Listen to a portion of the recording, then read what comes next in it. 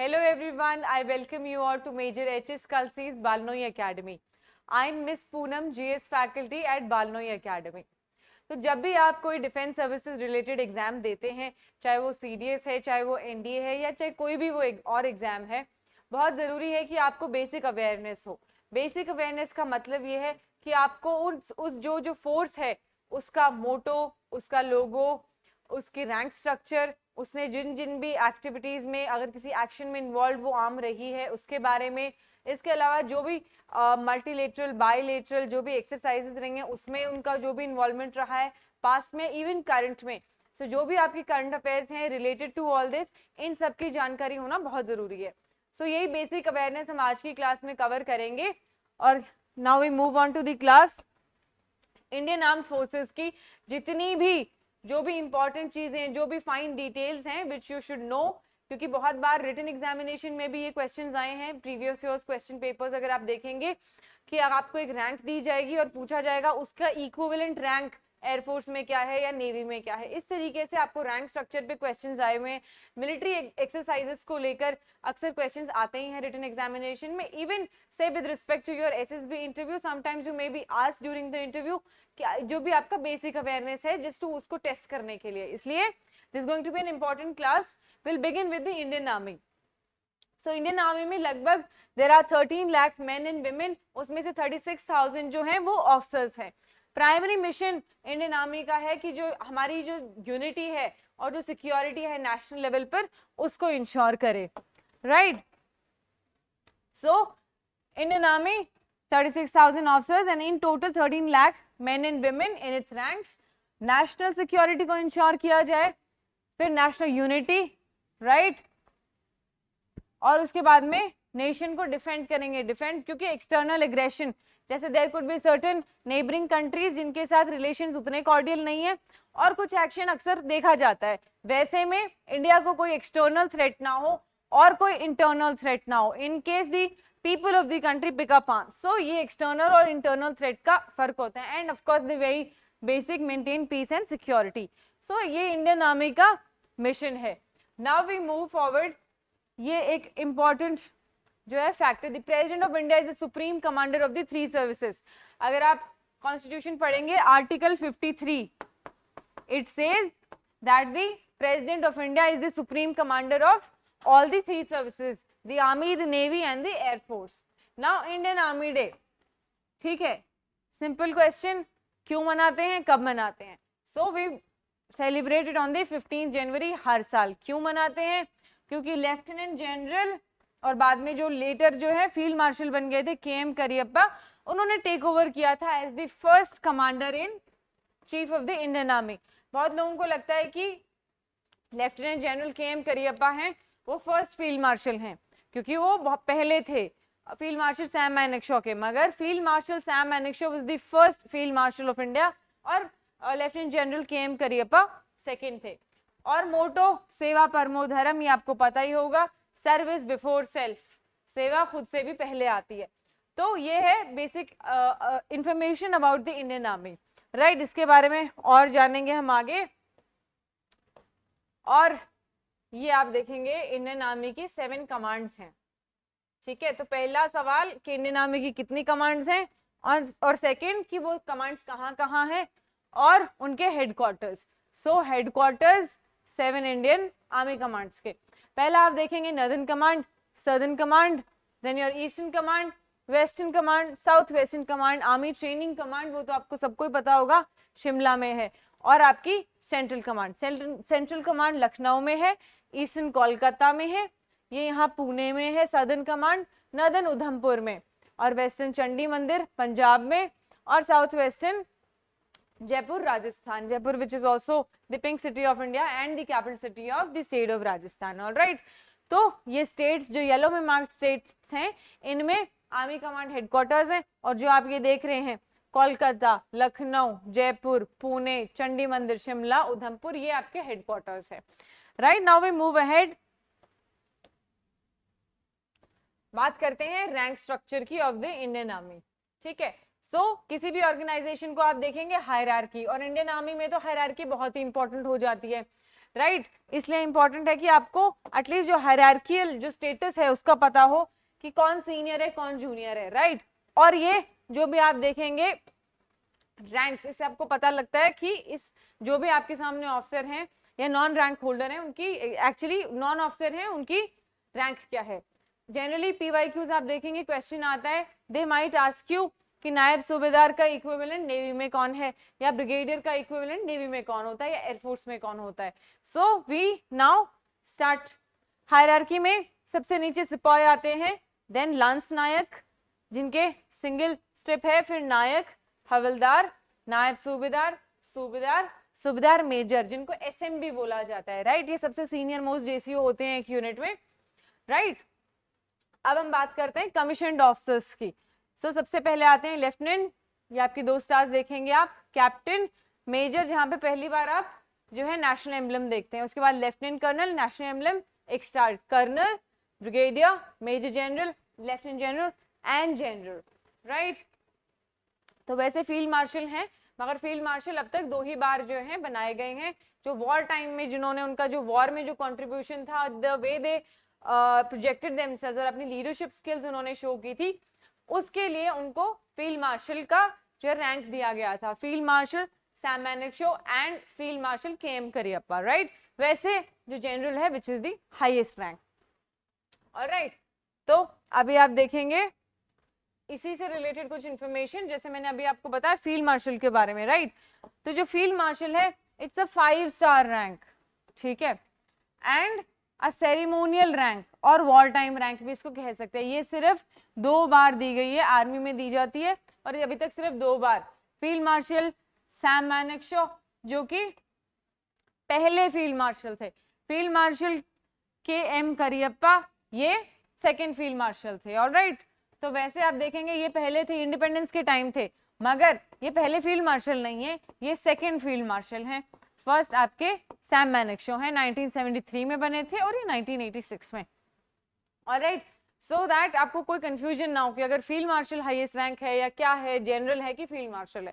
So that was about your rank structure. अब हम बात करते हैं नेवी की, ठीक है। तो पहले आपको नेवी के बारे में बेसिक जानकारी हो, इसके लिए Indian navy is the naval branch of the Indian armed forces, self explanatory. And again commander in chief कौन होंगे, the president, under article 53। Indian navy का एक इंपॉर्टेंट रोल है जो मरीन बॉर्डर्स हैं। सी इंडिया का टोटल जो बॉर्डर है वो समवेयर 15,000 किलोमीटर्स के आसपास है, ज्यादा है उससे हल्का, 15,000 you should have a fair idea. और उसमें से लगभग आधा विच इज 7,500 प्लस किलोमीटर्स का बॉर्डर हमारी जो हमारी कोस्टल बॉर्डर है वो है। तो मैरीटाइम सिक्योरिटी बहुत जरूरी है, बिकॉज यू सी कितने सारे जो इन्वेडर्स थे they took the sea route to reach India, तो ऐसी सिचुएशन वापस ना हो इसके लिए we have the Indian navy. Indian navy का एक दूसरा जो चीज है ह्यूमैनिटेरियन कैलामिटी रिलीफ, ठीक है। जब भी कोई क्राइसिस आता है, अगर साइक्लोन जैसे tropical cyclones bay of Bengal की साइड से आते ही रहते हैं, हर मॉनसून सीजन हम देखते हैं समर्स में, अभी भी रिसेंट साइक्लोन आया था, राइट। तो ऐसे में अगर कोई रिलीफ चाहिए तो हमेशा नेवी तैयार रहती है। इसके अलावा जॉइंट एक्सरसाइजेज में भी नेवी इंडिया की तरफ से पार्टिसिपेट करती है फॉर से exchange of the latest technology and other techniques, right. और अगर हम स्ट्रेंथ की बात करें तो 67,000 पर्सनल और 150 शिप्स और सबमरीन्स भी नेवी के पास हैं, ठीक है, जो हेल्प करते हैं नेवी को टू गार्ड आवर बॉर्डर्स। अगर यहाँ पे फर्स्ट चीफ की बात करेंगे तो वो थे एडमिरल रामदास कटारी। मोटो श्याम नो वरुणा, मतलब बी ऑस्पिशियस अनटू अस ओ वरुणा, वरुणा जो कि आपके सी गॉड होते हैं। और नेवी डे कब मनाते हैं, 4 दिसंबर, आर्मी डे 15 जनवरी, ठीक है, हर साल ये मनाया जाता है। अब बात करेंगे नेवी के रैंक स्ट्रक्चर की, ठीक है। नाउ से इट इज इंपॉर्टेंट कि आपको आर्मी का पता हो, नेवी का पता हो, एयरफोर्स का भी पता हो। लास्ट में आप देखेंगे क्लास में आगे एक टैबुलर फॉर्म में सारे एक साथ रखे हुए हैं, सो दैट आप रिवाइज कर सकें, आप देख सकें, कंपेयर कर सकें, you know tables make comparison easier. So इसके लिए अभी I am explaining you individually, पहले इंडियन आर्मी का रैंक, अभी हम इंडियन नेवी का कर रहे हैं, बाद में एयरफोर्स का करेंगे, और लास्ट में तीनों का एक comparative analysis in a tabular form. Alright, अब बात करते हैं रैंक स्ट्रक्चर की। सो रैंक स्ट्रक्चर में यहाँ पर सीमेन 2, सीमेन 1, लीडिंग सीमेन, पेडी ऑफिसर, चीफ पेडी ऑफिसर, मास्टर चीफ पेडी ऑफिसर 2, मास्टर चीफ पेडी ऑफिसर 1, फिर सब लेफ्टिनेंट, लेफ्टिनेंट। अब हम हायरार्की में बढ़ते जाएंगे और सबसे सीनियर मोस्ट रैंक जो होती है वो है एडमिरल ऑफ द फ्लीट। उनसे नीचे हायरार्की में admiral, vice admiral, rear admiral, commodore, captain, commander and lieutenant commander. Alright, तो हायरार्की यहाँ से शुरू होके फिर यहाँ से और लास्ट में जाती है admiral of the fleet. Admiral of the fleet जो है हाईएस्ट रैंक होती है इंडियन नेवी में, और इंडियन आर्मी में होती है जनरल की रैंक। ऑलराइट, सेरेमोनियल तरीके पे बात करें तो फील्ड मार्शल की भी रैंक होती है इंडियन आर्मी में। ठीक है, ये हो गया रैंक स्ट्रक्चर। बात करते हैं, जैसे हमने इंडियन आर्मी की कमांड्स देखी थी, 7 कमांड्स हैं इंडियन आर्मी की, इंडियन नेवी की 3 कमांड्स हैं, वो और उनके हेडक्वार्टर्स देखते हैं हम अब। सी, जो वेस्टर्न नेवल कमांड है वो आपकी मुंबई शहर में है, और जो ईस्टर्न नेवल कमांड है वो विशाखापट्टनम में है। ऑलराइट, सदर्न नेवल कमांड है वो कोच्चि में। तो इस पे क्वेश्चन 2 तरीके से आ सकता है, एक तो ये सिटीज हैं मुंबई, कोच्चि और विशाखापट्टनम। ठीक है, 3 चीजें हैं। एक पोटेंशियल एमसीक्यू बन सकता है, आपको एक 4th सिटी दे देंगे कोई और पूछेंगे कि इनमें से कौन सा नेवल कमांड नहीं है। ठीक है, या फिर हो सकता है जिन स्टेट्स में ये है, जैसे मुंबई महाराष्ट्र में है, ठीक है, तो इनके स्टेट्स देकर एक और स्टेट ऐड कर देंगे और पूछेंगे कि इसमें से कौन सा नेवल कमांड नहीं है। ठीक है, और अगर आप नेवी के लिए अप्लाई कर रहे हैं, आप ज्वाइन करने के आप ज्वाइन करना चाहते हैं, एस्पिरेंट हैं, तो इंटरव्यू में भी आपसे एक बेसिक क्वेश्चन है, so that you just to test कि आपका अवेयरनेस लेवल कितना है, आपका इंटरेस्ट कितना है, तो इसके लिए पूछा जाता है अक्सर। So make sure that you are aware of the same. Alright, अब हम बात करते हैं एयरफोर्स की। So we are done with the rank structure, army commands, the motto, army day, navy day दोनों का, इंडियन आर्मी और इंडियन नेवी का। अब हम बात करते हैं इंडियन एयरफोर्स की। ठीक है, जिसको IAF हम से बोल देते हैं, Indian army force, Indian air force. इसका प्राइमरी मिशन क्या है? To secure Indian air space. ठीक है, जो हमारी इंडियन टेरिटरी है उसके ऊपर का जो एयर स्पेस है उसमें भी हमें प्रोटेक्ट करना पड़ेगा, बिकॉज लैंड, वाटर, एयर तीनों ही लेवल पे हमें हमेशा तैयार रहना होता है। इसीलिए ये काम करती है हमारी Indian air force, Indian air space को सिक्योर करके रखती है। ठीक है, और काफी अगर कभी करना पड़े एरियल वॉरफेयर तो उसमें भी कंट्रीब्यूट करती है। जैसे कारगिल वॉर में भी एयरफोर्स ने बहुत इंपॉर्टेंट रोल जो है निभाया था। तो अगर कोई आर्म्ड कन्फ्लिक्ट है और उसमें हमें एरियल वॉर करके या फिर किसी तरीके से एयरफोर्स के सपोर्ट से अगर बेनिफिट मिल सकता है तो बिल्कुल हम कभी भी ले सकते हैं, बिकॉज हमारे पास एयरफोर्स है। ठीक है, इन 1945 king George 6 bestowed the prefix royal.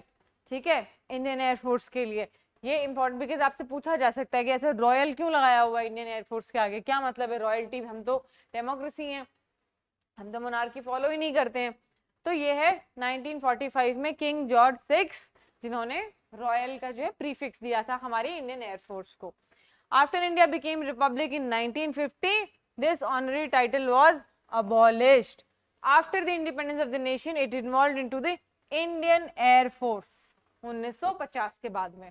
ठीक है, this is the 4th largest air force in the world. ठीक है, इसके हेडक्वार्टर्स कहाँ हैं? नई दिल्ली में। ठीक है, ये तो बेसिक सी बात है, आपको पता होगा वैसे भी। अब बात करते हैं इंडियन एयरफोर्स के मोटो की। मोटो है touch the sky with glory. Right, आपने पहले भी सुना होगा, अगर नहीं सुना है तो आपको पता है ही। इट्स इंपॉर्टेंट कि आपको पता हो। जैसे आर्मी का सर्विस बिफोर सेल्फ, एयरफोर्स का touch the sky with glory. It was taken from the 11th chapter of Bhagavad Gita. ठीक है, जो हमारी भगवद गीता है, जो सीक्रेट बुक है, उसका 11th चैप्टर जो था उसमें से हमने ये जो है मोटो एयरफोर्स का लिया है। अब हम बात करते हैं first chief of air force staff. ठीक है, चीफ की बात करें तो air chief marshal Subroto Mukherjee जो थे पहले एयर चीफ थे एयरफोर्स के। और एयरफोर्स डे 15 जनवरी को आर्मी डे और 8 अक्टूबर को air force day. Right, so this is the basic information कि इंडियन एयरफोर्स का मोटो क्या है, इंडियन एयरफोर्स डे कब सेलिब्रेट किया जाता है, इंडियन एयरफोर्स को रॉयल जो प्रीफिक्स लगाते थे वो किसने दिया, और उनका ओवरऑल उनका मिशन क्या है। ठीक है, अगेन हम करेंगे 7 commands of the Indian air force. Indian army की ही तरह इंडियन एयरफोर्स की भी 7 कमांड्स हैं, और जो हमारी नेवी है उसकी सिर्फ 3 कमांड्स हैं, ईस्टर्न, वेस्टर्न और एक जो आपकी कोच्चि में है। नाउ बात करते हैं 7 कमांड्स की, ठीक है।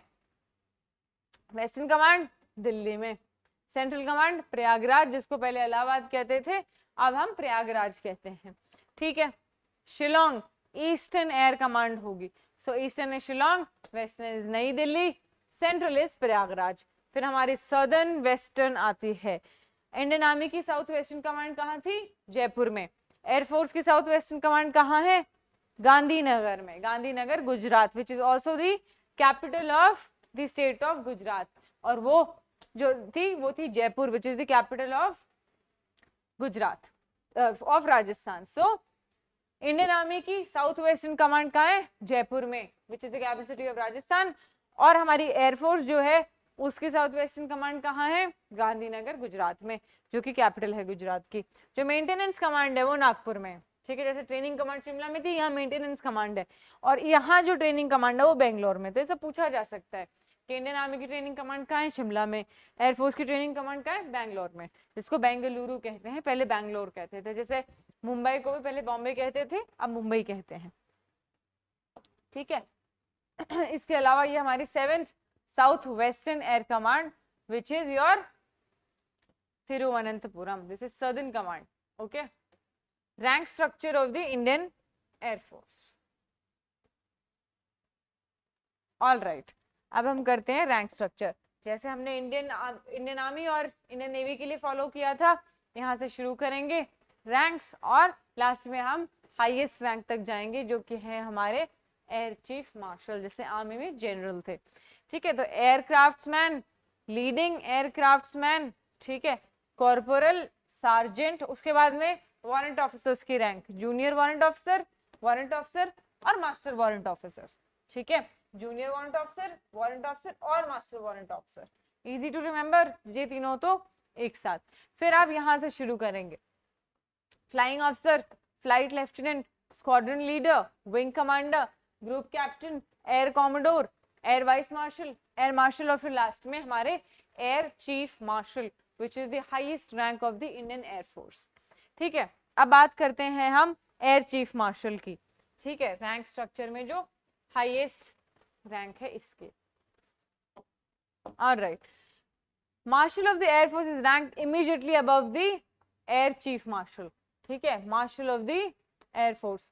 जैसे वहां फील्ड मार्शल थे, यहाँ martial of the air force, it's a ceremonial और अ वॉर टाइम रैंक, ठीक है, और ये सिर्फ एक ही बार दी गई है। सेरेमोनियल रैंक एयरफोर्स में एक बार दी गई है, और रैंक कौन सी है? Marshal of the air force. वहां आर्मी में फील्ड मार्शल, और वो 2 बार दी गई है, फील्ड मार्शल केम करियप्पा और field marshal Sam Manekshaw. Marshal of the air force Arjan Singh, ठीक है, marshal of the air force Arjan Singh is the only officer जिन्होंने ये रैंक आज तक होल्ड किए। और आप कभी भी सीधा अर्जन सिंह नहीं बोलेंगे, अगर आपको इंटरव्यू में पूछ ही लिया जाता है किसे, जो the first and the only marshal of the air force कौन थे, never say Arjan Singh, you always first take the rank, ठीक है, you will always say marshal of the air force Arjan Singh, alright.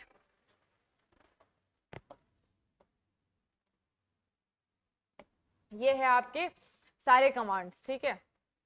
Also India की एक ट्राई सर्विस कमांड है, जो कि अंडमान निकोबार में है। Anyway we will cover that further, ठीक है। उसके पहले आप ये सारी कमांड्स देखेंगे, ठीक है। ये जो निशान आप देख रहे हैं इंडियन आर्मी के लिए है, ये इंडियन एयरफोर्स के लिए है, इंडियन नेवी के लिए है। तो ये northern command Udhampur, army training command Shimla, western command Chandi मंदिर, ये कहाँ है? एयरफोर्स की। वेस्टर्न कमांड कहाँ बताई थी? दिल्ली में। और साउथ वेस्टर्न कमांड जयपुर में बोली थी इसकी, विच is the capital city of Rajasthan. और ये एयरफोर्स की south west command Gandhinagar Gujarat, again A capital city of Gujarat. Navy की वेस्टर्न नेवल कमांड कहाँ होगी? मुंबई में, विच is the capital city of Maharashtra. Training command कहाँ होगी? बेंगलोर की एयरफोर्स की। और आर्मी की ट्रेनिंग कमांड कहाँ होगी? शिमला में। सेंट्रल कमांड की बात करते हैं इंडियन आर्मी की, तो वो है लखनऊ में। और जो एयरफोर्स की सेंट्रल कमांड है वो है इलाहाबाद, जिसको अब प्रयागराज भी कहते हैं, ठीक है, इजी। ईस्टर्न कमांड जो है वो आपकी शिलोंग में है। ईस्टर्न कमांड एयरफोर्स की थी वो शिलोंग में है, आर्मी की कोलकाता में। मेंटेनेंस कमांड एयरफोर्स की नागपुर महाराष्ट्र में है, और सदर्न कमांड आर्मी की वो पुणे महाराष्ट्र में है। तो आप देख रहे हैं महाराष्ट्र में भी अच्छे खासे जो है नंबर में आपको कमांड्स देखेंगे। फिर नीचे नेवी की जो है, this is your southern command, जिसमें तिरुवनंतपुरम में है। सदर्न नेवल कमांड कोची में, ये एयरफोर्स की है।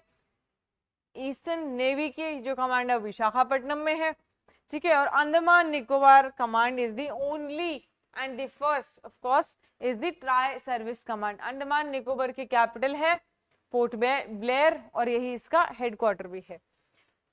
अब बात करते हैं ट्राई सर्विस कमांड्स की, ठीक है।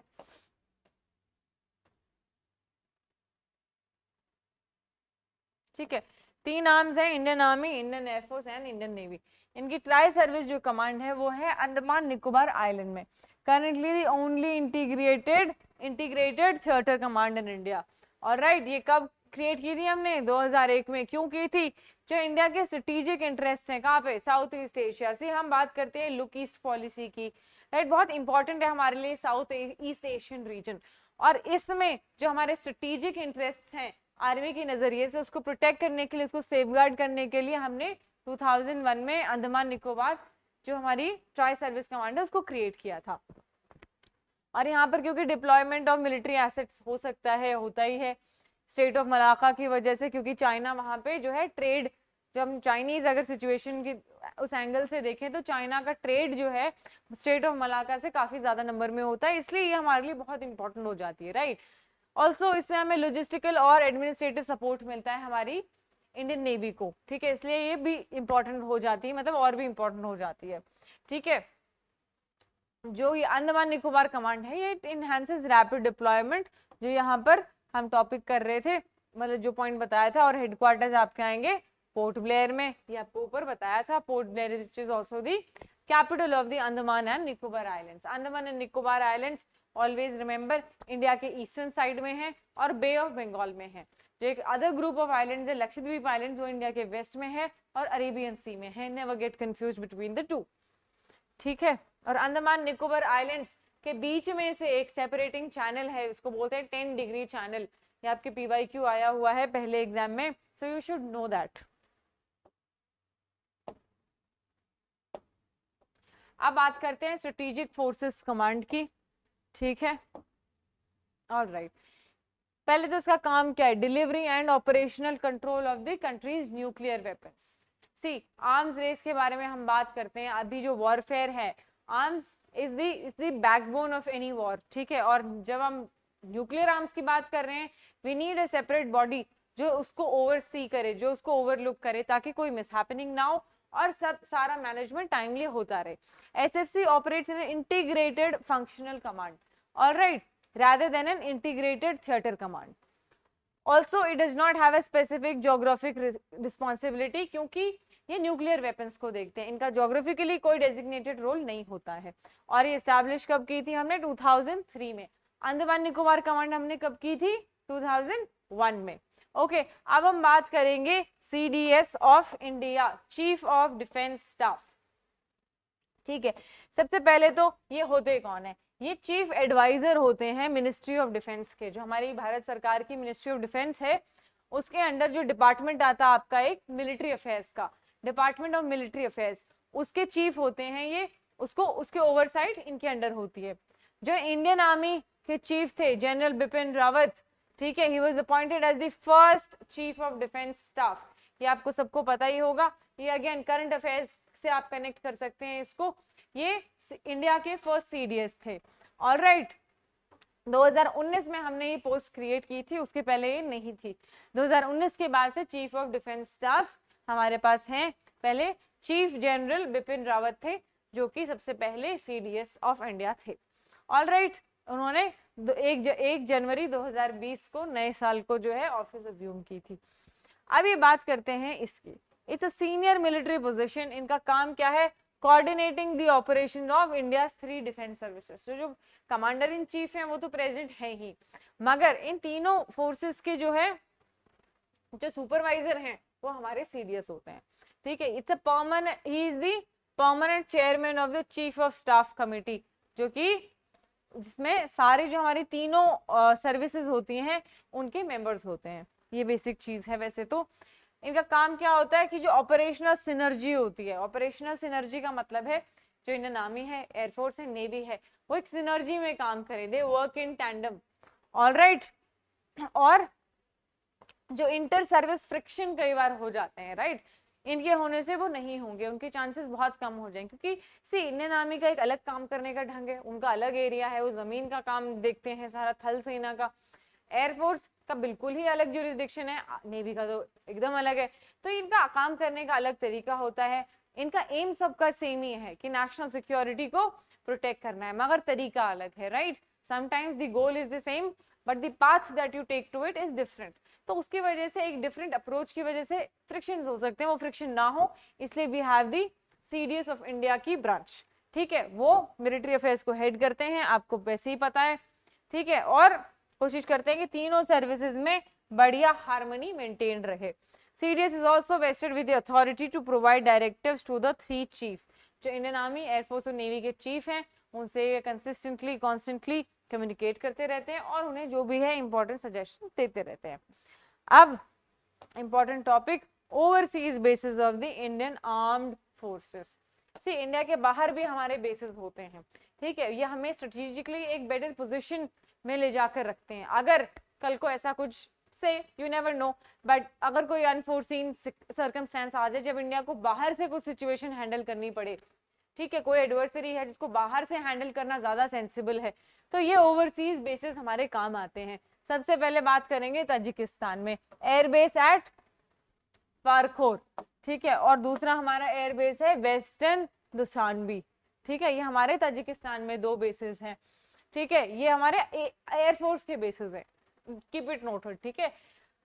एयरबेस एट एनी, नाम थोड़े आपको अलग लगेंगे क्योंकि तजीक नाम है तो ये थोड़ा सा आपको लग सकता है, but once you revise and learn it so well, फिर आपको कोई दिक्कत नहीं आएगी। इसको गिसार भी कहते हैं एयरबेस, ठीक है, ये मिलिट्री एयरबेस है 10 kilometre west of the capital, ठीक है, तो ये दुशानबे जो कैपिटल है इसके 10 किलोमीटर वेस्ट में है। इसके बारे में बेसिक जानकारी आपकी है।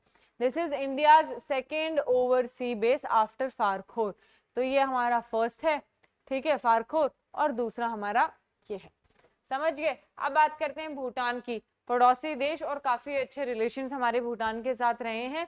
यहाँ पे IMTRAT Indian military training team एक एयरबेस है जो कि परमानेंटली स्टेशन है भूटान के वेस्टर्न साइड पे।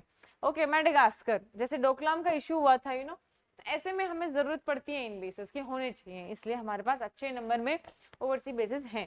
Madagascar, it's a listening post and a radar facility. Madagascar आप देखेंगे अफ्रीकन कॉन्टिनेंट के ईस्टर्न साइड में आपको मिलेगा ये देश, और वहां पे हमारी रडार्स पोजीशन है परमानेंटली, ताकि हम जो भी अगर हमें एक्सेस करना हो अगर कुछ रडार के जरिए तो हम कर सकें। आगे है ओमान, ठीक है, ओमान एक इंपॉर्टेंट देश हमारे अरब कंट्री, ठीक है, और वहां पर जो है हमारा ये रासल हद में हमारा एक इम्पॉर्टेंट बेस। इसके अलावा मॉरिशस में भी हमारे इम्पोर्टेंट जो है एयर बेसेस हैं, ये कंस्ट्रक्शन कर रहे हैं हम यहाँ पे 3000 मीटर लॉन्ग एयरफील्ड का, ठीक है। This is the island, basically the specific location. Seychelles की बात करें तो Indian government supported construction system with 6 coastal surveillance radars, coastal surveillance radars हमने जो उसमें इन्वेस्ट किया था। And see all these investments, ये शॉर्ट टर्म में आपको ज्यादा जरूरी नहीं लग सकता है, मगर in the long term they play crucial role. Maldives में, ठीक है, अगेन पड़ोसी देश हमारा, मालदीव्स और लक्षद्वीप के बीच में से एक 9 डिग्री चैनल निकलती है, आपको पता होना चाहिए। एनीवे सो इनका काम है operating and maintaining 2 HAL Dhruv helicopters in search and rescue, जो अगर करना पड़े तो उसमें मेंटेनेंस में हेल्प करते हैं। सिंगापुर में in 2017 India and Singapore signed a bilateral agreement. Bi मतलब जहां भी ये वर्ड देख लेते हैं, बाय का मतलब होता है 2, ठीक है, बाय का मतलब हमेशा 2 होता है। तो इन दोनों कंट्री के बीच में अग्रीमेंट हुआ था जिसमें इंडियन नेवी शिप्स को लॉजिस्टिकल सपोर्ट इंक्लूडिंग रीफ्यूलिंग, अगर इंडियन शिप्स को फ्यूल वापस करना पड़ा है तो वो चंगी नेवल बेस पे जाके कर सकते हैं। इनका आप बहुत जरूरी है कि आपको वर्ल्ड मैप पर लोकेशन पता हो, right? So we have done that for you. Indian military bases outside Bharat, ठीक है, बात करते हैं इन बेसिस की। सबसे पहले ताजिकिस्तान, ठीक है, जो कि हमारा पहला एयरबेस भी था वहां पर। देन ईरान, जहां पर अभी हम चाबार पोर्ट क्रिएट करने की कोशिश कर रहे हैं, आपको वो भी पता ही होगा, again current affairs, right? Nepal, Bhutan, India, Oman, Maldives, Seychelles, Sri Lanka, Singapore, Mauritius and Madagascar, ये सारे हमने ऊपर किए थे एंड ये इनके लोकेशन है और ये आप देखते हैं इनकी कंट्री का फ्लैग है। ये इस तरीके से हमने बिल्कुल स्ट्रेटेजिकली जो है चारों तरफ एयर बेसिस और ये सब मिलिट्री बेसिस हमने तैयार करके रखे हैं ताकि अगर कभी जरूरत पड़े तो हम इनको यूटिलाइज कर सकते हैं, ठीक है। अब देखिए, अब हम बात करते हैं जो रैंक्स की मैंने बात की थी। सबसे पहले हम नॉन कमीशन्ड ऑफिसर्स की बात करेंगे, फिर जूनियर कमीशन्ड ऑफिसर्स की बात करेंगे और लास्ट में कमीशन्ड ऑफिसर्स की बात करेंगे। We have made we have present a comparative analysis of all the ranks. So basically जो हर आर्म का रैंक स्ट्रक्चर है उसको एक टैबुलर फॉर्म में we have presented for you ताकि आपको कंपैरिजन में आसानी हो। देखो, आर्मी से शुरू करेंगे, सिपाही, ठीक है, सबसे हायरार्की में कम नीचे आएंगे ये, ठीक है, सिपाही रैंक, ठीक है। सिपाही का इक्विवेलेंट नेवी में सीमैन, एयरफोर्स में एयरक्राफ्ट मैन, लांस नायक प्रमोशन के बाद, यहाँ प्रमोशन के बाद लीडिंग सीमैन, यहाँ लीडिंग एयरक्राफ्ट मैन, फिर प्रमोशन नायक, एबल सीमैन और कॉर्पोरल, फिर प्रमोशन हवलदार, पेटी ऑफिसर और सार्जेंट। तो यहाँ सिपाही, सीमैन, एयरक्राफ्ट मैन और हाईएस्ट जो एनसीओ रैंक होती है आर्मी में हवलदार की होती है, यहाँ पेटी ऑफिसर की और यहाँ पे सार्जेंट की, ठीक है। अब हम बात करते हैं हमारे जूनियर कमीशन्ड ऑफिसर्स की।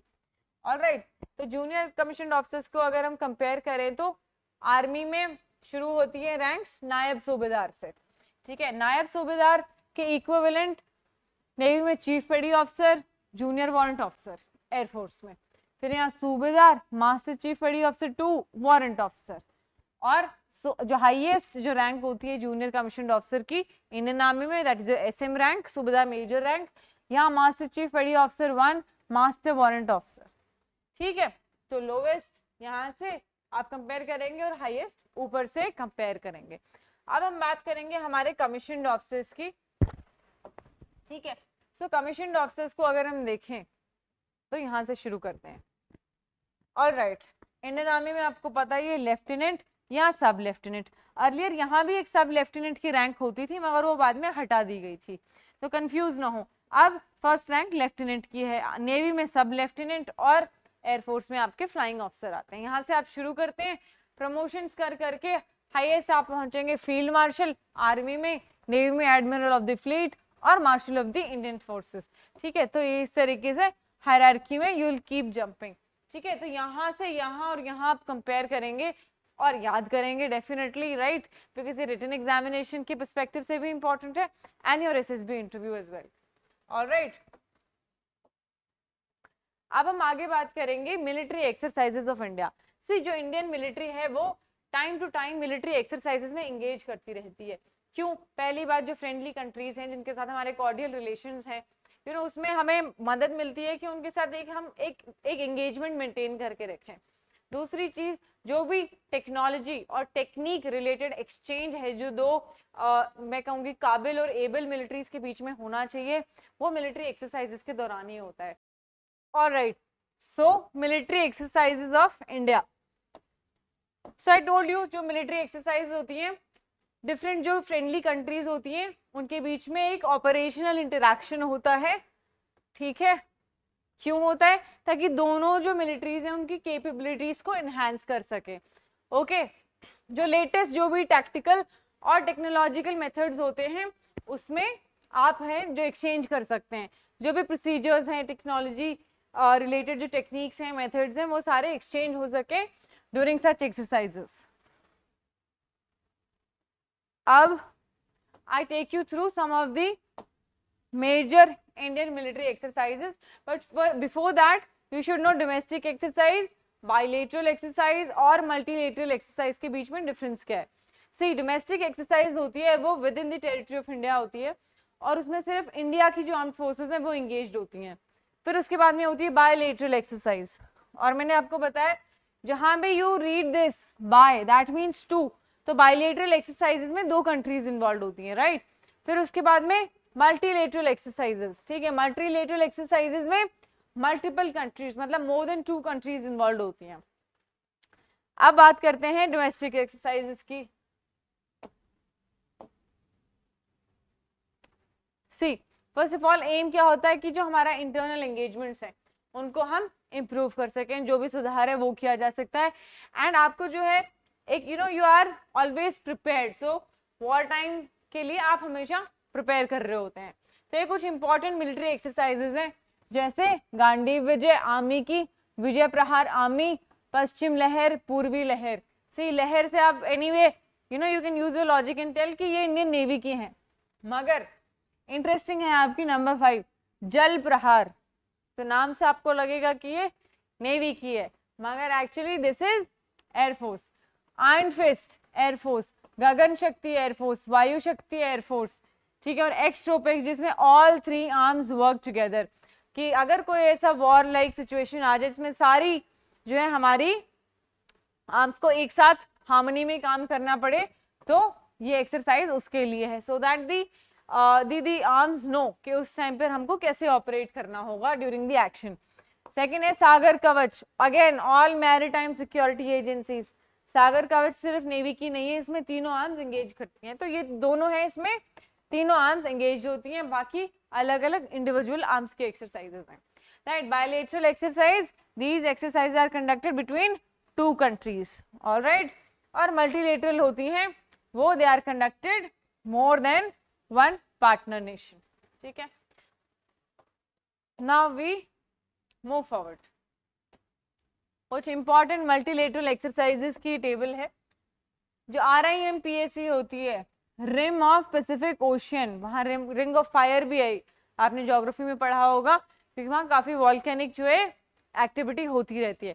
खैर यहाँ हम बात करें तो रिम हम इसलिए पढ़ रहे हैं, रिम ऑफ पैसिफिक एक्सरसाइज, जो पैसिफिक ओशियन की जो बॉर्डरिंग कंट्रीज हैं वो सारी कंट्रीज जो हैं इसमें पार्टिसिपेट करती हैं। In total we have 26 countries, alright. फिर आती है आपकी वेरी पॉपुलर मालाबार एक्सरसाइज, जिसमें US है, इंडिया है, जापान है और Australia. So you see 4 countries participate. Malabar news में भी बनी रहती है, सो करंट अफेयर अगेन उस पर्सपेक्टिव से इंपॉर्टेंट है और इसका स्ट्रेटेजिक इंपॉर्टेंस तो है ही है। अब बात करते हैं कोबरा गोल्ड, ये एशिया की जो पैसिफिक कंट्रीज हैं अगेन उनके बीच में होती है। संवेदना, ठीक है, ये साउथ एशियन रीजन नेशंस में होती है, ठीक है। उसके बाद मिलन एक्सरसाइज, ये बाइनियल मल्टीलेटरल नेवी की एक्सरसाइज है, ठीक है। ये इंपॉर्टेंट मल्टीलेटरल एक्सरसाइजेस हैं, इसमें से जैसे ये है, ये काफी अक्सर जो है न्यूज में बनी रहती है, तो उनके बारे में तो आपको डेफिनेटली पता होना ही होना चाहिए। कुछ जॉइंट एक्सरसाइजेस बात करते हैं जो इंडियन आर्मी की हैं। पहले इस तरफ है आपकी कंट्रीज और इस तरफ है एक्सरसाइज का नाम। अक्सर कंफ्यूजन होता है कि इनको हम याद कैसे करें, क्योंकि इतनी सारी एक्सरसाइजेस हैं। सी कुछ तो इनमें से याद करना बहुत आसान है। फॉर एग्जाम्पल ऑस्ट्रेलिया इंडिया के साथ ही कर रही है, तो ऑस्ट्रा हिंद, हिंद से इंडिया, ऑस्ट्रा से ऑस्ट्रेलिया, और EX इज फॉर एक्सरसाइज, ठीक है। बांग्लादेश ये संप्रीति, ठीक है। China X hand in hand, ये हैंड इन हैंड तो बहुत ही फेमस है, ये आई थिंक PYQ भी है एक, ठीक है। फ्रांस के साथ हम शक्ति करते हैं, इंडोनेशिया के साथ हम गरुड़ शक्ति करते हैं। Never get confuse between the to, France के साथ सिर्फ शक्ति, इंडोनेशिया के साथ गरुड़ शक्ति, ठीक है। कजाकिस्तान प्रबल दोस्ती, किर्गिस्तान खंजर, काफी ड्रामेटिक नेम, राइट, किर्गिस्तान खंजर। See, always try to find patterns and that will help you register and remember in the long run. Maldives के साथ हम एक्वेरिन करते हैं, मंगोलिया की nomadic elephant, again very interesting name Mongolia, right. Myanmar के साथ हम एक्सरसाइज इम्बेक्स, नेपाल की सूर्य किरण, ये बहुत रिसेंटली लास्ट ईयर 2023 में पूछा गया, नेपाल के साथ में कौन सी मिलिट्री एक्सरसाइज में हम एंगेज होते हैं। right? To try to make your pattern and remember these, because these are important exercises and you cannot afford to not know about them, right? UAE desert cyclone, ये first time ही है. US वज्र प्रहार है एक, तो एक युद्ध अभ्यास है. युद्ध अभ्यास अगेन वेरी पॉपुलर, न्यूज में अक्सर कवर्ड होती है, आपको पता ही होगा. और ये वज्र प्रहार है. ठीक है, थाईलैंड के साथ हम मैत्री करते हैं, सबको पता है. श्रीलंका मित्र शक्ति. ठीक है, सेशल्स एक्स लिमिटेड, एक्स इंद्र हम करते हैं रशिया के साथ. India Russia.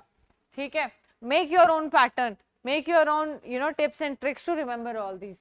और यूके के साथ हम अजय वॉरियर. ठीक है, English Hindi, English English and India. Alright, now we move to these.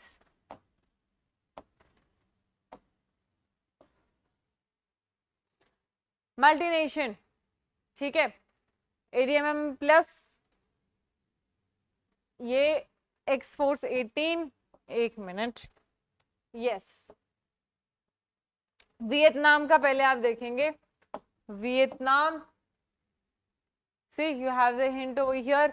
ठीक है, ex force 18 multination. Saudi Arabia सदा तंसीक. इजिप्ट साइक्लोन, जो पहले हमने पढ़ा वो डेजर्ट साइक्लोन था, ये सिर्फ साइक्लोन है. जापान के साथ Dharma guardian, again current affairs में covered heavily. Kazakhstan Kazind, Kazakhstan Kazakhstan yes. Singapore bold Kurukshetra. ठीक है, Malaysia Harimau Shakti. USA ex Tarkash. ठीक है, वेरी इंपॉर्टेंट. अगेन इसमें एनएसजी इंडिया की तरफ से और यूएस के स्पेशल ऑपरेशन फोर्सेस जो हैं एसओएफ, वो एंगेज करती हैं. जॉइंट एक्सरसाइजेस की बात करते हैं जो नेवी की हैं. ठीक है, जैसे हमने इंडिया की पढ़ी, हम यहाँ पढ़ेंगे. उसमें ऑस्ट्रा हिंद थी आर्मी की, ऑस्ट्रेलिया की नेवी है ऑस इंडेक्स, ऑस्ट्रेलिया इंडिया एक्सरसाइज. ठीक है, बांग्लादेश के साथ इंडिया बांग्लादेश. फ्रांस के साथ वरुणा है. ठीक है, इंडोनेशिया के साथ इंडोनेशिया इंडो, मतलब इंडिया इंडोनेशिया कॉर्पेट. फिर again India Indonesia bilateral.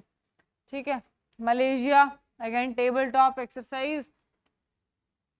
Myanmar के साथ, इसके साथ समुद्र लक्ष्मणा भी है, IMCOR और MNBILAT. ओमान के साथ नसीमल बाहर. ठीक है, Russia again India Russia navy exercise. Sri Lanka के साथ SL Sri Lanka IN India exercise. CUC, so navy की तो नाम में ही हिंट होता है, so you just have to read it properly. Singapore में Singapore multi exercise. Thailand Indo Thai. ठीक है, तो इसमें not much, you just have to make your own pattern and try to remember all this. A few more navy exercises will cover. इसमें UAE India UAE bilat. UK ex Konkan. ठीक है, now this is interesting. Konkan जो है हमारा कर्नाटक और lower Maharashtra Goa वाला coast है, उस कोस्टल प्लेन को कोंकण कहते हैं. यूएस मालाबार, अगेन जो केरला जो कोस्ट है उसको मालाबार कहते हैं. ये आप पढ़ ही चुके हैं, रिम ऑफ पैसिफिक ओशन. ये मल्टीलेटरल एक्सरसाइज है, already covered. Multilateral exercise between India and Asian, ये आपकी उसकी exercise. Multilateral exercise by Indonesia Komodo. ठीक है, India Brazil South Africa, India Brazil South Africa. You see, India Brazil South Africa. Now India Maldives Sri Lanka coast guard exercise Dosti. Yes, उसके बाद में India Japan की. तो ये again the name is, name tells you. ठीक है, जॉइंट एक्सरसाइजेस बात करेंगे अब फाइनली एयरफोर्स की. ठीक है,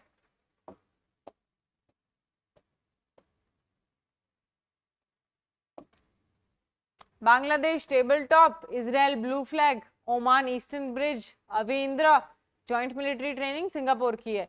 Siam Bharat Thailand, Thailand Siam automatically आपको पता है थाईलैंड की होगी. UAE desert eagle, UK Indradhanush, US का रेड फ्लैग. ठीक है, फ्रांस का एक्स गरुड़ा, ऊपर एक गरुड़ शक्ति भी थी. ठीक है, सो नेवर गेट कंफ्यूज्ड इन सब के बीच में. That happens when you make your own connections. Desert night हमारा फ्रेंच एयर स्पेस की और यूएई की एयरफोर्स की. मल्टीनेशनल एयर एक्सरसाइज संवेदना, ये सब हम पहले ऊपर भी देख चुके हैं। ठीक है,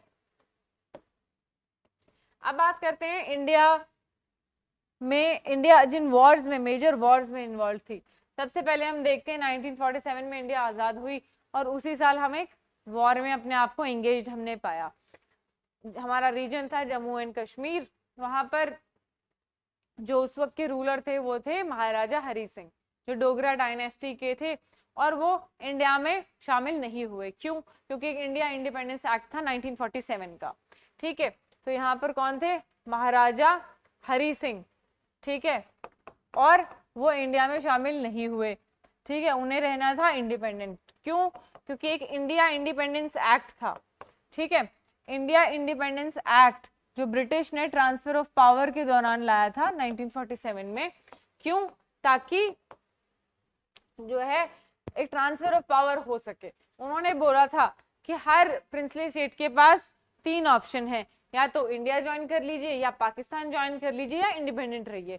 तो जो डोगरा डायनेस्टी के महाराजा हरि सिंह थे, उन्होंने डिसाइड किया कि हम इंडिपेंडेंट रहेंगे। पाकिस्तान ने सोचा कि हम इन्हें जबरदस्ती यहाँ शामिल करेंगे। हुआ क्या, इस कन्फ्लिक्ट के बीच में जो है पाकिस्तान की तरफ से हमें घुसपैठ देखने को मिली, और जो महाराजा हरि सिंह थे जम्मू कश्मीर के, अपने आप को डिफेंड नहीं कर पाए। उन्होंने हमसे मदद मांगी, और हम ऐसे तो नहीं जाके मदद कर सकते किसी की, as long as it is not a territory of India. After which Maharaja ने इंस्ट्रूमेंट ऑफ एक्सटेंशन साइन कर लिया था और हमने पुश बैक कर दिया था। हाउएवर जो बीच में फाइनली जब युद्ध विराम हुआ, तो जो टेरिटरी पाकिस्तान ने ऑक्यूपाई कर ली थी, which is today called as Pakistan occupied Kashmir, ये था हमारा फर्स्ट वॉर।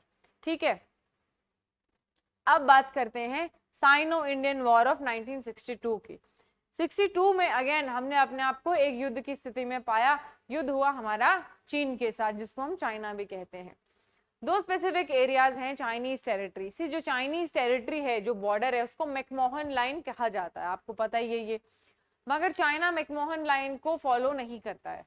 ठीक है, 2 एरियाज हैं कन्फ्लिक्ट के। अगर आप देखेंगे नॉर्थ में और वेस्ट में, आप देखेंगे कि अक्साई चिन का जो एरिया है, इंडिया उसको लद्दाख का एरिया मानता है, और चाइना के एक स्टेट है जिंगजियांग, आपने सुना होगा न्यूज में, तो वो जिंगजियांग का पार्ट मानता है, इंडिया उसको लद्दाख का पार्ट मानता है। अक्साई चिन वाला एरिया एक डिस्प्यूटेड साइट है। उधर अगेन अरुणाचल प्रदेश में भी एक तवांग करके एरिया है, हम अरुणाचल प्रदेश का पार्ट मानते हैं, चाइना अपना पार्ट मानता है। तो इसी में जो है एक वॉर हुआ, जब हिंदी चीनी भाई भाई की बात करते थे हम, उसी टाइम हमने अपने आप को एक अगेन वॉर टाइम सिचुएशन में पाया, and India could not win this war, that is unfortunate. However उस वक्त पैरामिलिट्री फोर्सेस का ही डिप्लॉयमेंट रहता था। उसके बाद में हमने जब चाइनीज एग्रेशन देखा, वी चेंज आवर पॉलिसी, और पूरा प्रॉपर अब मिलिट्री डिप्लॉयमेंट हम देखते हैं, राइट। और तब से चाइना के साथ हमारा कोई भी सीधा वॉर नहीं हुआ है। अब बात करते हैं इंडो पाक वॉर ऑफ 1965। 1962 में नेशनल इमरजेंसी भी लगा दी गई थी, और 1965 तक वो कंटिन्यू ही रही। 1965 में क्या हुआ, पाकिस्तान की तरफ से आया एक प्रॉब्लमैटिक स्टेप, ठीक है, जिसकी वजह से अल्टीमेटली 1965 में एक वॉर लाइक सिचुएशन हो गई थी। ठीक है, अगेन वो जो कश्मीर का पुराना इशू इंडिया पाकिस्तान के बीच में रहता ही रहता है। ठीक है, 1965 वॉर में उस वक्त जो हमारे प्रधानमंत्री थे, प्रधानमंत्री लाल बहादुर शास्त्री। ठीक है, ये आपको सबको ही पता है। 1965 में जो भी इसमें ऑपरेशंस थे, वो आप नीचे हम देखेंगे इनके ऑपरेशनल डिटेल्स, राइट, कि ऑपरेशन जिब्राल्टार क्या था, ऑपरेशन बदर क्या था, ऑपरेशन पोलो क्या था, ये सारी चीजें। ठीक है, इंडो पाक वॉर 1971, ये सबको पता ही है। जिसको नहीं भी पता था, अब वो मूवी जो आ चुकी है सैम बहादुर, वो देख के पता लग ही गया होगा, राइट। इंडो पाक वॉर ऑफ 1971, ठीक है, ये था। इसको बांग्लादेश लिबरेशन वॉर भी कहते हैं। बांग्लादेश की जो फौज थी, जिसमें वहां की मिलिट्री भी थी, पैरामिलिट्री भी थी, वहां के सिविलियंस भी थे, राइट। तो 1971 में जो है बांग्लादेश में एक मुक्ति बाहिनी नाम की फौज थी। ठीक है, बहुत जो है एक्सप्लॉयटेशन हो रहा था बांग्लादेश में, क्योंकि जब पार्टीशन हुआ तब 2 पाकिस्तान थे, ईस्ट पाकिस्तान जो अब बांग्लादेश है, और एक वेस्ट पाकिस्तान जो अभी भी पाकिस्तान है। तो वेस्ट पाकिस्तान इन पे उर्दू इम्पोज कर रहा था, जबकि बांग्लादेश में तो लैंग्वेज बंगाली है। तो इस किस्म के इश्यूज थे, जिसके चलते इवेंचुअली फिर इंडिया हैड टू पार्टिसिपेट, और 93,000 जो है सोल्जर्स को इंडिया के सामने हथियार डालने पड़े थे। और इसी में जो है महत्वपूर्ण भूमिका निभाई थी फील्ड मार्शल सैम मैनेक्शॉ ने। फिर बात करते हैं कारगिल वॉर ऑफ 1999। ठीक है, सो 1999 में क्या हुआ, बात करते हैं सियाचिन की। सियाचिन नाम की एक जगह है which is also known as the highest battlefield in the world, right. तो होता क्या था, पाकिस्तान की तरफ से अपनी पोस्ट थी, इंडिया की तरफ से अपनी पोस्ट थी, और जब सर्दियां बढ़ जाती थी, टेम्परेचर कम हो जाता था, उस टाइम पर जो है अपनी अपनी पोस्ट पे वो चले जाते थे। स्प्रिंग के टाइम दोनों वापस अपनी पोस्ट पे आ जाते थे।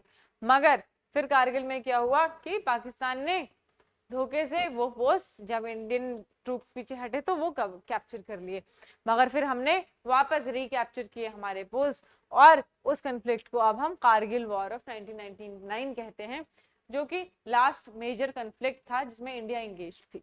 अब बात करेंगे 1999 के वॉर ऑपरेशन की। ऑपरेशन बदर वो था पाकिस्तानी आर्मी की तरफ से सियाचिन को कैप्चर करने के लिए। ऑपरेशन विजय इंडियन आर्मी का था। ऑपरेशन सफेद सागर इंडियन एयरफोर्स का। ऑपरेशन तलवार इंडियन नेवी का। तो ये तीनों इंडियन आर्मी, नेवी, एयरफोर्स ने मिलके जो है कारगिल वॉर में पार्टिसिपेट किया था अंडर ऑपरेशन विजय, सफेद सागर और तलवार में। ठीक है, बाकी इंपॉर्टेंट ऑपरेशंस देख लेते हैं हम। ऑपरेशन पोलो, ये था 1948। सो बेसिकली हुआ क्या था, इंडिपेंडेंस के बाद में बहुत सारे स्टेट्स थे जो कि इंडिया में इंडिया ज्वाइन नहीं कर रहे थे, और बहुत जो इंडिया की यूनिटी बहुत खतरे में थी। उस वक्त बहुत इंपॉर्टेंट रोल निभाया था जो उस वक्त के होम मिनिस्टर थे सरदार वल्लभ भाई पटेल ने। उन्होंने क्या किया, इनको सबको समझाया, समझाइश की, और इनको सभी को इंडिया में शामिल किया। ओके, तो इसमें जो निजाम ऑफ हैदराबाद थे, ठीक है, उन्होंने बड़ी परेशानी की, हमें ज्वाइन नहीं करना चाह रहे थे। इवेंचुअली उन्होंने ज्वाइन कर लिया था, और इस ऑपरेशन को उन्हें भारत में मिलाना, इस ऑपरेशन को ऑपरेशन पोलो कहते हैं। ये इंपॉर्टेंट क्वेश्चन है, ये रिटन एग्जामिनेशन के परस्पेक्टिव से काफी इंपॉर्टेंट है, क्योंकि पॉलिटी में एक यूनिट है स्टेट रीऑर्गेनाइजेशन, उसके अंडर ये आता है। फिर ऑपरेशन विजय, पहला तो हुआ था, देखिए, एक तो 1961 में जब हमने जो गोवा, दमन एंड दीव में से पोर्चुगीज को बाहर निकाला था। ठीक है, तो don't get confuse between the two operation Vijay. अब ऑपरेशन ट्राइडेंट वो था, वो हमारा बांग्लादेश लिबरेशन वॉर के टाइम पे जिसमें इंडिया एंगेज थी। ऑफेंसिव ऑपरेशन था against the Pakistani port city of Karachi. ठीक है, और इसने पाकिस्तान को काफी नुकसान दिया था। ठीक है, इनकी 1/3 ऑफ नेवी ही गायब हो गई थी after the war, after this operation. फिर बात करते हैं हम हमारे वेरी पॉपुलर ऑपरेशन मेघदूत की। मेघदूत जो है सियाचिन के संदर्भ में हमेशा आपने सुना होगा इस ऑपरेशन के बारे में। तो जो ऑपरेशन मेघदूत था, हमें कंट्रोल ऑफ सियाचिन के लिए हमने कश्मीर में 1984 में भी अंडरटुक दिस। ठीक है, वैसे पाकिस्तान का ऑलरेडी एक ऑपरेशन की प्लानिंग थी जिसकी भनक हमें लग गई थी, और इंडिया ने अपनी तरफ से ऑपरेशन मेघदूत जो है उसमें एक इनिशिएटिव लिया, और हमने ये जो हमारा ऑपरेशन शुरू किया। Highest battlefield in the world कहते ही हैं, आपको पता ही होगा। This is the first military offensive of its own kind, क्योंकि जो भी हमें इनपुट मिली थी, जो भी हमें इंफॉर्मेशन मिली थी, उसके हिसाब से हमने ये किया था। और जो पाकिस्तान की इम्पेंडिंग जो ऑपरेशन अबाबील था, जिसके अंडर वो सियाचिन कैप्चर करने वाले थे, सारा इंटेलिजेंस हमने पहले पता करके and we started operation Meghdoot. ठीक है, और तभी से हम देखते हैं कि सियाचिन चर्चा में ही रहा है। ऑपरेशन ब्लू स्टार आप सभी को पता होगा, जो हमारा गोल्डन टेम्पल में ऑपरेशन हुआ था, ऑपरेशन ब्लू स्टार। वहां पर जो एक सिख मिलिटेंट थे जर्नैल सिंह भिंद्रावाले, ऐसा माना जाता है कि उनके पास आर्म्स और एम्यूनिशंस भारी मात्रा में उन्होंने गोल्डन टेम्पल के अंदर रखे हुए थे, और वहां से कुछ ऐसी गतिविधियां चलाने की, काम करने की, ऐसे कुछ न्यूज आ रही थी, जिसको लेकर ये जरूरी समझा गया कि ऑपरेशन ब्लू स्टार 1984 में, जिसमें इंडियन आर्मी में पार्टिसिपेट किया था गोल्डन टेम्पल, ठीक है, और जो सिख मिलिटेंट थे वो आपके जर्नैल सिंह भिंद्रावाले थे। ठीक है, 1984 में हुआ था। उसके बाद हम देखते हैं मिसेस इंदिरा गांधी जो उस वक्त प्रधानमंत्री थी, उनके असैसिनेशन भी हो गया था इसके चलते। फिर बात करते हैं ऑपरेशन पवन 1987। इंडियन पीस कीपिंग फोर्स था जाफना का कंट्रोल लेने के लिए। जाफना एक जगह है श्रीलंका में। ठीक है, वहां पर क्या है, LTTE जो liberation tigers of Tamil Ilam है, उन्होंने काफी उत्पात मचाया हुआ था। उन्होंने हमसे इंडिया श्रीलंका अकॉर्ड के तहत श्रीलंका ने हमसे मदद मांगी, हमने उनको मदद की, हमने अपनी फौज भेजी। इसको लेकर LTTE के जो चीफ थे प्रभाकरन, उनकी राजीव गांधी से हो गई दुश्मनी, क्योंकि प्रधानमंत्री उस वक्त राजीव गांधी थे, ठीक है, और जिसके चलते लास्ट में फिर राजीव गांधी का 1991 में असैसिनेशन भी हो गया था। This was operation Pawan. Operation cactus 1988 में हुआ था। जो तमिल नेशनलिस्ट मर्सनरीज थे, कहाँ, मालदीव्स में, ठीक है, वहां पे वो मिलिट्री कू करना चाह रहे थे, वहां पर हमने अपनी मिलिट्री भेजी ऑपरेशन कैक्टस के दौरान। अब ये हुआ आपके मेजर वॉर्स और एक्सरसाइजेस यहाँ पर खत्म, और operation, so major exercises, major wars and operations. अब बात करेंगे हम मेडल्स और ऑनर्स की, ठीक है, पीस टाइम और वॉर टाइम में। पहली बात तो ये दो टाइप के गैलेंट्री अवार्ड्स हैं जो आपको पता होने चाहिए। These are war time gallantry awards, these are peace time gallantry awards. Question कैसे आते हैं, आइदर ऑड वन आउट, कि इसमें से पीस वाला कौन सा है और वॉर टाइम कौन सा है, या फिर कि इसका इक्विवेलेंट कौन सा है, ठीक है। परमवीर चक्र highest war time gallantry award, ये किसके इक्विवेलेंट है, अशोक चक्र, जो कि पीस टाइम में मिलता है, ठीक है। वैसे महावीर चक्र, यहाँ कीर्ति चक्र। आगे बात समझ, इजी। और फिर वीर चक्र और शौर्य चक्र। वॉर टाइम गैलेंट्री अवार्ड्स की बात कर लेंगे। जनरली क्वेश्चंस आते हैं, कैसे क्वेश्चंस आते हैं कि कौन सा अवार्ड पहले कौन सा मेडल मिलता है, वो मेडल दिखता कैसा है, वो जो मेडल है उस पर क्या डिजाइन बना होता है, उसका रिबन कैसा होता है। Okay, let's see war time gallantry awards. War time में जो भी आपका कंट्रीब्यूशन होता है उसके हिसाब से आपको दिया जाता है, ठीक है, एक्सेप्शनल ब्रेवरी दिखाने के लिए मिलता है। जैसे परमवीर चक्र है, महावीर चक्र है, ठीक है, ये अवार्ड्स दिए जाते हैं। बात करते हैं highest war time gallantry award Param Vir Chakra की, ठीक है, ऐसा दिखता है परमवीर चक्र, ठीक है, ये इसका रिबन है। अब बात करते हैं इस मेडल की। ऑलराइट, ये हमारा मेडल परमवीर चक्र कहते हैं इसको, highest war time gallantry award. So yes, highest war time gallantry award है इंडिया में, ठीक है, और ये मोस्ट कंस्पिक्युअस ब्रेवरी प्रेजेंस इंडिया में मिल सकता है। इससे ज्यादा बड़ा कोई आपको मेडल नहीं मिल सकता है बहादुरी के लिए, ठीक है। फर्स्ट ये किसको मिला था, मेजर सोमनाथ शर्मा, जो 1948 का हमारा फर्स्ट वॉर हमने फाइट किया था after independence, major Somnath Sharma को परमवीर चक्र से नवाजा गया। लास्ट रेसिपिएंट जो हम देखते हैं वो हमारे हैं कैप्टन विक्रम बत्रा, जो कारगिल वॉर में शहीद हुए थे। तो पहले मेजर सोमनाथ शर्मा और लास्ट कैप्टन विक्रम बत्रा, ये आपको दोनों नाम पता होने चाहिए। अभी तक ये 21 टाइम्स जो है अवार्ड किया गया है, और फ्लाइंग ऑफिसर निर्मलजीत सिंह अकेले इंडियन एयरफोर्स के ऑफिसर हैं जिनको ये अवार्ड मिला है। और अगर आप रिबन देखते हैं, पर्पल कलर का रिबन है, ठीक है, तो आपको उसमें तो कोई कंफ्यूजन नहीं है, कोई मल्टी कलर रिबन्स नहीं। और ये आपका मेडल है, दिस इज द रिबन, ठीक है। There are always two parts to a medal, एक तो जो मेडल है और ऊपर उसका रिबन, उसका कलर, ठीक है। नेक्स्ट हम बात करेंगे महावीर चक्र की। ओके, महावीर चक्र अगेन ये this is the second highest war time gallantry award, और ये किस लिए मिलता है, अगेन बहादुरी के लिए मिलता है आपको। ऑलराइट, मगर ये हायरार्की में देखो दिस इज सेकंड हाईएस्ट, और ग्राउंड तो सेम ही रहता है, ठीक है। 1950 में इस्टेब्लिश किया था, और ये जो है लोअर रैंक में आता है। रिबन आप देखेंगे यहाँ पर आधा सफेद है, आधा Kesari, orange and white. This is your medal and this is the colour of the ribbon, white and orange. Okay, बात करते हैं नेक्स्ट वीर चक्र, third highest war time gallantry award, ठीक है। वीर चक्र देखिए आप, दिस इज योर वीर चक्र, पर्पल ऑरेंज, तो सबसे पहले पर्पल, ओनली पर्पल, फिर white and orange, then purple and orange, ठीक है। ये होगा अभी रिबन कलर्स के। अगर हम बात करते हैं इसकी, तो ये अगेन 1950 में हमने स्टैब्लिश किया था, और ये किस लिए मिलता है, again acts of gallantry. Gallantry word का ही मतलब है वैलर, करेज, तो ये वॉर टाइम में बहादुरी दिखाने के लिए आपको दिया जाता है। This is the third highest award, ठीक है। इसमें एक मेडल होता है with a V shaped ribbon, ठीक है, worn around the neck. The ribbon is of half blue half orange colour एक रिबन मिलता है, और ये आपका जो है ये मेडल का रिबन है, और उसके साथ एक रिबन मिलता है जो कि to wear it around your नेक।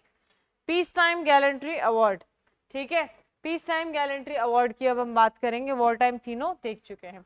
सबसे ज्यादा मिलता है अशोक चक्र, जो कि परमवीर चक्र के बराबर का अवार्ड है, but in peace time. Param Vir Chakra आपको बहादुरी के लिए युद्ध में मिलता है, और ये आपको नॉर्मली मिलता है, ठीक है। अशोक चक्र की बात करेंगे, India's highest piece time gallantry award, alright, और 1952 से मिल रहा है। और ये क्या किस लिए? Again bravery and sacrifice, but off the battlefield, not inside. Green colour का रिबन होता है, 2 इक्वल सेगमेंट्स में डिवाइडेड, एक ऑरेंज वर्टिकल लाइन के द्वारा। आप देखेंगे अभी दिखता कैसा है हमारा medal. You see this, green बीच में ऑरेंज लाइन से सेपरेटेड। अब बात करते हैं कीर्ति चक्र की। Second highest peace time award है, ठीक है, second highest piece time gallantry award.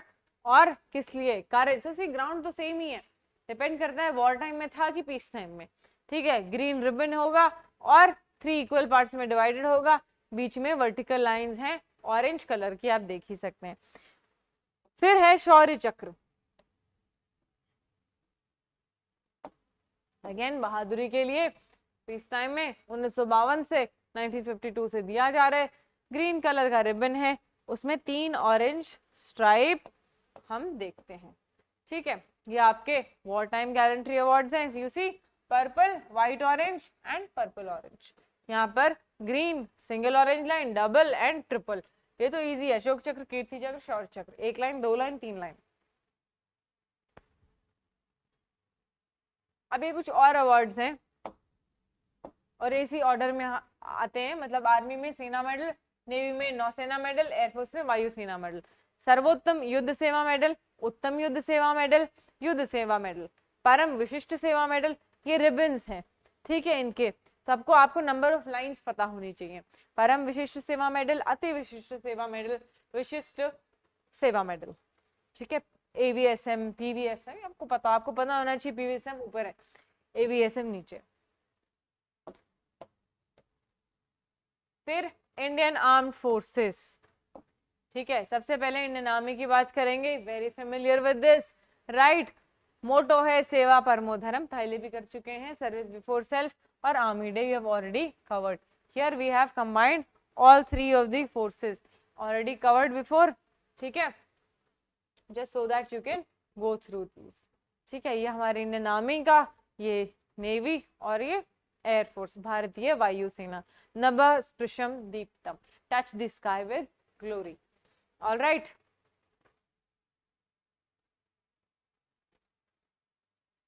ठीक है, तो ये आपके यहाँ पर फाइनली इंडियन आर्म्ड फोर्सेस है।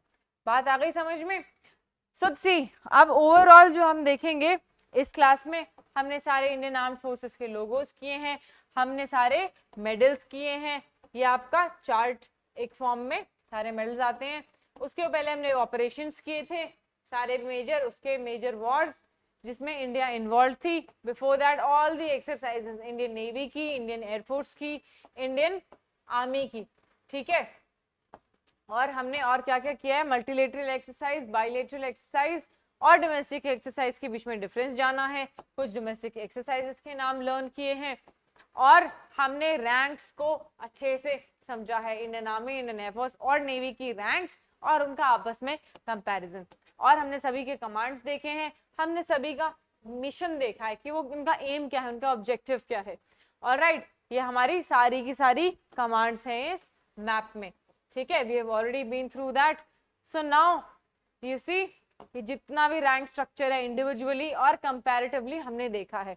So I hope after this class now you have a fair idea जो हमारे तीनों आर्म्स है, जैसे Indian air force, Indian army, Indian navy, इनमें इनका क्या मोटो है, इनका क्या मिशन है, इनका क्या लोगो है, आर्मी डे कब मनाया जाता है, आपका एयरफोर्स डे कब मनाया जाता है, इनमें कैसा रैंक स्ट्रक्चर होता है, इनके कौन से, इनके आर्मी कमांड्स कितने हैं, कहाँ पर हैं, उनके हेडक्वार्टर्स कहाँ पर हैं, और भी काफी कुछ जिसमें शामिल है आपके मेजर वॉर्स जिसमें इंडिया इन्वॉल्व थी, मेजर ऑपरेशंस जिनमें इंडिया इन्वॉल्व थी, मेजर मिलिट्री एक्सरसाइजेस पुरानी और अभी रिसेंट की जो करंट अफेयर्स में हम पढ़ते हैं वो सब, इसके अलावा जो भी हमारे मेडल्स दिए जाते हैं हमारे ऑफिसर्स को, जिसके लिए जो भी उन्होंने वॉर टाइम में बहादुरी दिखाई या पीस टाइम में, हमने वॉर टाइम मेडल्स भी देखे और हमने पीस टाइम मेडल्स भी देखे, राइट। सो ये सारी बेसिक अवेयरनेस आपको हेल्प करने वाली है, not just in your written examination but also during your SSB interview. And see whenever आप, if you are stepping into a battlefield, you better know your battlefield, right? So this class was about that. So I hope now you have a fair idea and you are positioned at a much better place than before. So learn these and keep revising, keep learning. Thank you.